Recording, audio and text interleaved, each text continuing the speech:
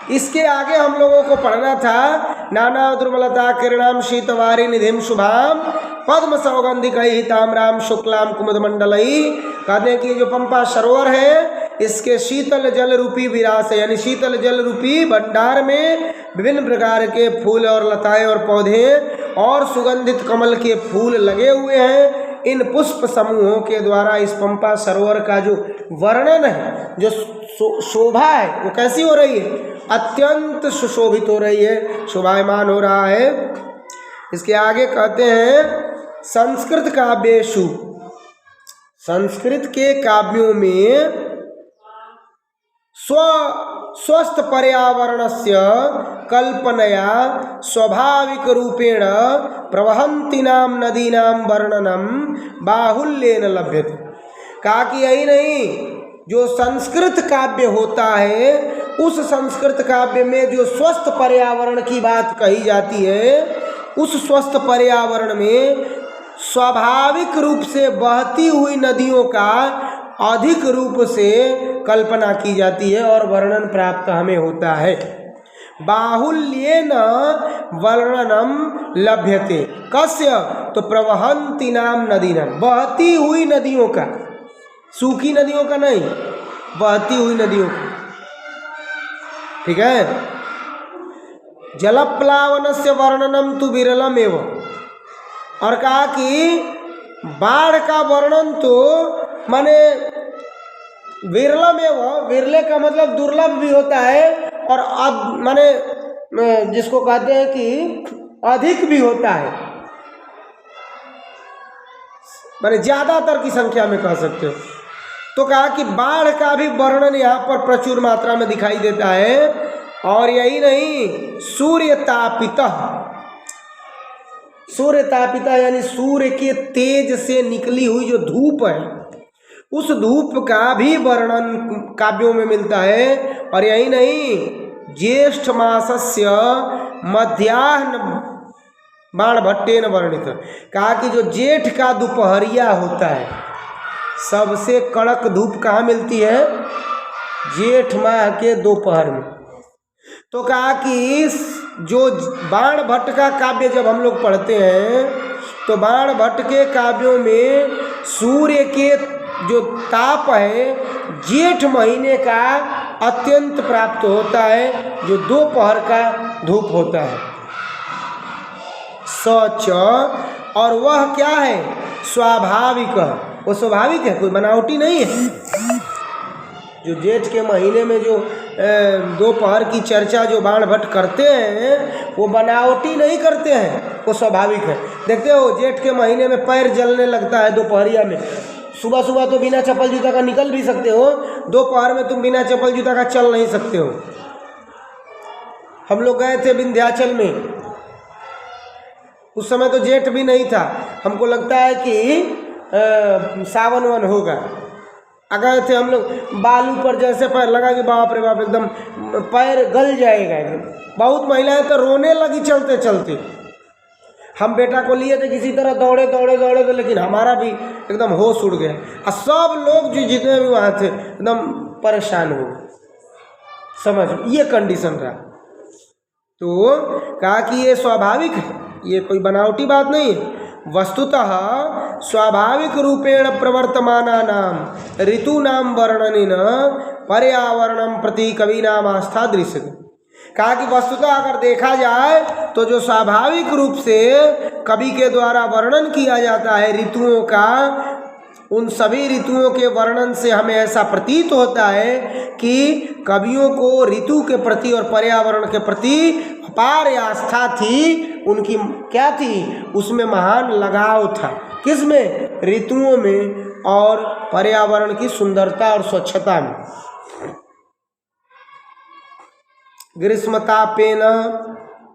ग्रीष्मयातपेन संतप्तस्य रक्षां वृक्षाः कुर्वन्ति इति प्रकृति ही वरदानम।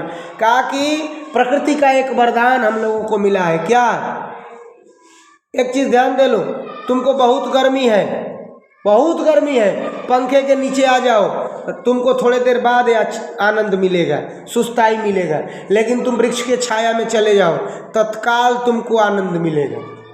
ये प्रकृति का वरदान है। कहा कि ग्रीष्म से लथप, यानी गर्मी से एकदम सना हुआ व्यक्ति जो है, अगर वो धूप से बच के अगर वृक्ष की छाया में चला जाए तो वृक्ष क्या करते हैं? उनकी रक्षा करते हैं कि नहीं करते हैं? इसीलिए आदमी को क्या करना चाहिए?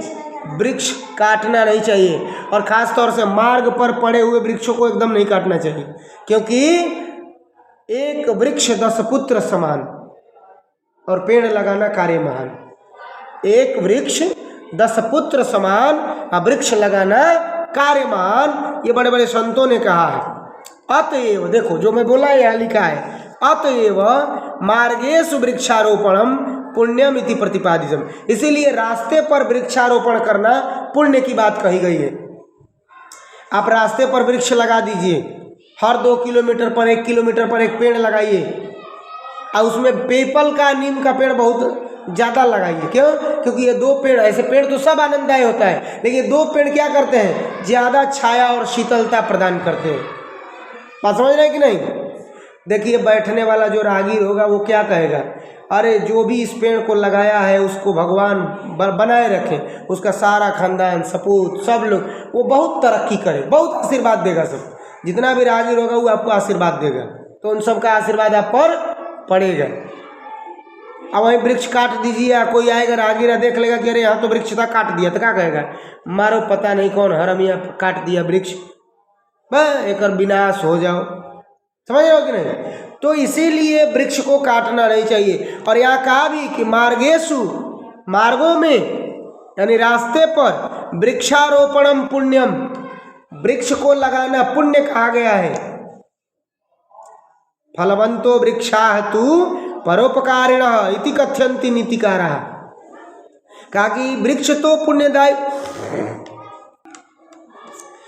कहा कि वृक्ष तो फलदायी होते ही हैं, वृक्ष तो पुण्यदायी होते हैं, पुण्यदायी, लेकिन जो वृक्ष फल देने वाला हो वो और ज़्यादा पुण्यदायी हो जाता है। क्यों? मान लीजिए आप रास्ते पर आम का पेड़ लगा लिए, गर्मी का दिन है, आम गर्मी के दिन में ही फलता है, और रास्ते में आम क्या हुआ? 2 आम चू करके गिर गया, पका हुआ है आम गिर गया, गर्मी से सना हुआ व्यक्ति आया, एकदम बहुत गर्मी, कल हम बोल रहे थे ना कि क्या? एक बारम उत्पतति द्विबारम उत्पतति स्वेदः जायते श्रमः जायते, बोल रहे थे कि नहीं भाई? एक बार उछड़ी, 2 बार उछड़ी, लोमड़ी जब अंगूर नहीं पा रही थी तो उछड़ रही थी ना, लेकिन लास्ट में उसका मेहनत बर्बाद चला गया, थकान हो गई। तो जब आदमी थका थकाया आम के पेड़ के नीचे आएगा तो छाया तो मिलेगी, तब तक लत से 2 आम गिर जाएगा। तो जब आम गिर जाएगा तो आम खा के और मन में संतोष और सुकून करेगा, कहेगा कि भगवान जो भी इस वृक्ष को लगाया है उसको खुश रखें, कहेगा कि नहीं कहेगा?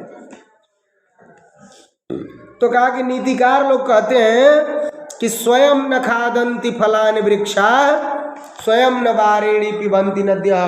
वृक्ष कभी अपना फल खुद नहीं खाता है, और ना ही नदियाँ खुद अपने जल को पीती हैं। इनका काम क्या है? इनका काम है परोपकार करना। एक श्लोक मैं सुना रहा हूँ, सुनो।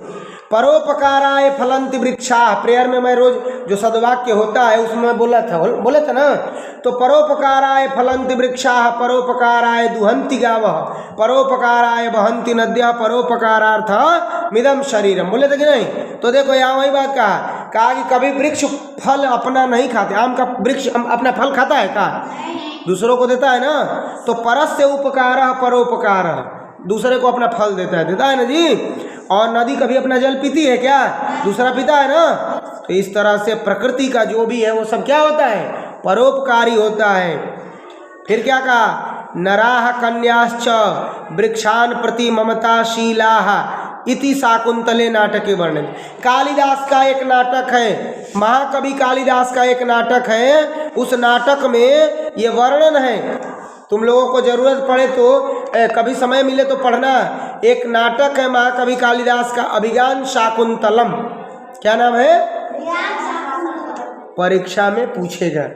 कि अभिज्ञान शाकुंतलम किसका नाटक है, तो किसका है, कालिदास। तो कालिदास जी अभिज्ञान शाकुंतलम में एक नायिका बनाते हैं जिसका नाम रहता है शकुंतला। भरत का नाम सुने हो तुम लोग? कौन भरत?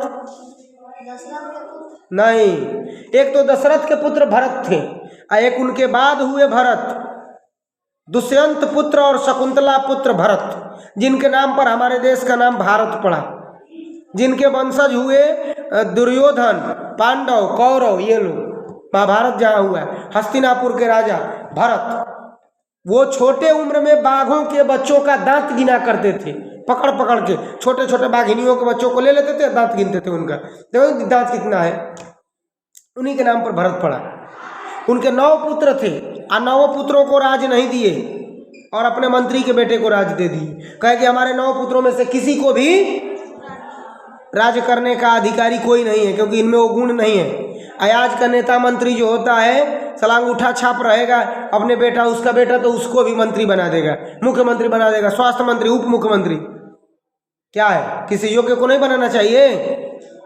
अब माने हम मुख्यमंत्री हैं, हमारा बेटा अंगूठा छापे का है ना, वो भी मुख्यमंत्री बनेगा। लेकिन पहले ऐसा, भरत जी ऐसा नहीं किए, राजा लोग भी ऐसा था, लेकिन भरत ऐसा नहीं किए, इसलिए उनके नाम पर, पहले हमारे देश का नाम था आर्यावर्त, लेकिन उनके नाम पर पड़ गया भारत, भरत से भारत। तो उन्हीं भारत की माता थी शकुंतला। कालिदास जी अपने नाटक में लिखते हैं कि वो शकुंतला कैसी थी, वृक्षांजलेन तर्पयित्वा स्वयं जलम पीबती, पहले वृक्ष को जल पिलाती थी और फिर अपने जल पीती थी। पिलाने का मतलब क्या हुआ? हाँ, पहले वृक्ष में जल डालती थी, पौधों में जल डालती थी, लताओं में जल डालती थी, उसके बाद अपने जल पीती थी, पहले नहीं पीती थी। ठीक है। तो वहीं शकुंतला के पिता थे कण्व, पालित पिता, पाल पोस के बड़ा करने वाले। तो कण्व जब शकुंतला ससुराल जा रही थी तो कण्व कहते हैं, क्या कहते हैं, पातुम न प्रथमं देवस्यति जलम युष्मास्वपीतेषु यः नादते प्रियमण्डनपि भवतां यस्या भवत्युत्सवः। और आगे है 2 लाइन, हमको ध्यान नहीं आ रहा है। कहते हैं कि हे वृक्षों, हे लताओं, हे पौधों, हे सुनो, ये शकुंतला जो पातुम न प्रथमम व्यवस्यति जलम, तुमको जल पिलाने से पहले कभी जल नहीं पी, ऐसी शकुंतला आज अपने पति के घर जा रही है। लास्ट में है कि सी अंते सेयम याति शकुंतला पतिगृहम सर्वैरनुज्ञायतम। तीसरा लाइनों में भूल रहा हूँ। तो कहते कि वही शकुंतला अपने पति के घर जा रही है, तुम लोग क्या करो, इसको जाने की अनुमति दो, इसको आशीर्वाद दो। तो यह है ना, पातुम न प्रथमम व्यवस्यति जलम युष्मासु पीतेषु, युष्मासु अपीतेषु, तुम लोगों में जल डालने से पहले कभी जल नहीं पीती थी, ऐसी शकुंतला इदानीम स्वपति गृहम गच्छति, अपने पति के घर जा रही है, तुम लोग क्या करो, इसको आशीर्वाद दो। समझ में आ रहा है कि नहीं? चलो इसके आगे हम लोग अगले चैप्टर में पढ़ेंगे, अगले वीडियो में।